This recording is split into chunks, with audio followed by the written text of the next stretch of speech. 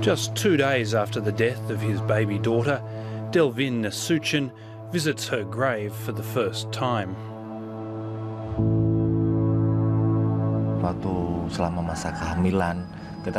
During pregnancy, we went to the doctor almost every month. The baby was all healthy, the heart and everything were healthy. We were happy. Baby Katsia had the misfortune to be born in a city choked by smoke. Palangkaraya in central Borneo, in the Indonesian province of Kalimantan.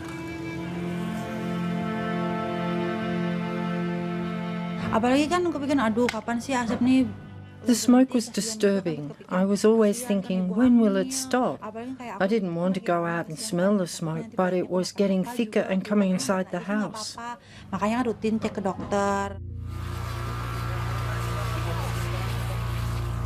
Katsia was born on September 27, 2 months into Indonesia's haze crisis. Every dry season, thousands of fires are lit across Indonesia as a cheap and effective way to clear land for palm oil trees and food crops. This year's season is longer and drier than normal, and the fires have kept smouldering. In impenetrable smoke, it's hard enough to find the fires, let alone extinguish slow-burning peat. Haze covers 3/4 of this immense nation, causing acute respiratory problems for 500,000 people. It's worst closest to the fires, in places like Palangkaraya. We looked at her when she slept. She was snoring. That means it's difficult for her to take a breath. She was making this sound. We felt that it's not right. We checked with the doctor again. The doctor said it's okay, but the smoke was getting thicker. So we decided to evacuate her to Banjarmasin. She wasn't snoring every day. There were some days when she was quiet, but she looked anxious during her sleep, unlike other babies under 1 month old. After several days in Banjar, her health was getting worse. It was so weird. The doctor said she had been poisoned by the smoke. I believe she was poisoned while she was still in her mother's womb. She was poisoned through me, the mother. Katsia died last Wednesday, exactly 1 month after she was born. This is a human tragedy for the people of places like Palangkaraya, but it's also a global one. 3 months of choking smoke has turned Indonesia into the world's biggest polluter. It's an environmental catastrophe with consequences for all kinds of living creatures. At this orangutan sanctuary on the outskirts of Palangkaraya, there's no escape from the haze. Hampir seluruh organ tubuhnya mirip. Jadi secara kehidupan di alam liar, kalau memang their organs are almost the same as humans. If their habitat is burned, they also inhale the smoke. Just like humans, they can also get sick and have respiratory problems.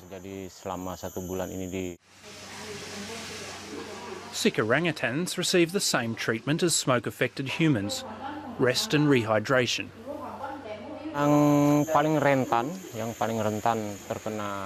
The most susceptible to the acute respiratory syndrome is the orangutan babies, especially the ones under 4 years old, because their resilience is not strong enough. The baby orangutans are brought inside, out of the haze.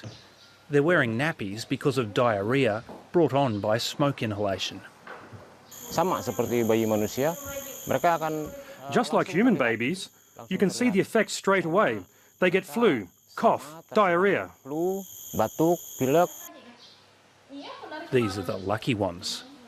Jadi orang-hutan yang dari hutan. They're heading out to people's farms where they can get food from the fruit trees planted by the local people. Hutan-hutan tersisa. Smoke and fire is pushing more of Borneo's wild orangutans out of the jungle and onto farmland, where they face another threat: angry locals. The sanctuary rescues as many as it can, but just bringing in one orangutan is a long and difficult job. It's dangerous for the rescuers and the rescued.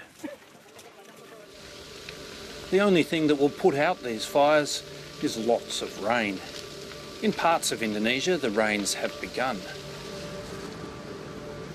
The haze is already thinner in Palangkaraya, and for the first time in months, people can breathe more easily. For some, life is returning to normal. For two first-time parents, it will never be the same. It is the baby's fate to lose her life, but the smoke was the strongest factor in her death. And if we want to blame somebody, then there is the government's part in it.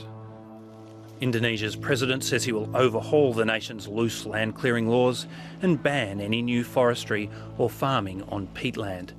That's cold comfort in Palangkaraya. There's been a lack of action about the smoke. Palangkaraya is treated like a neglected child. The smoke was getting thicker and turned yellow. It was very bad.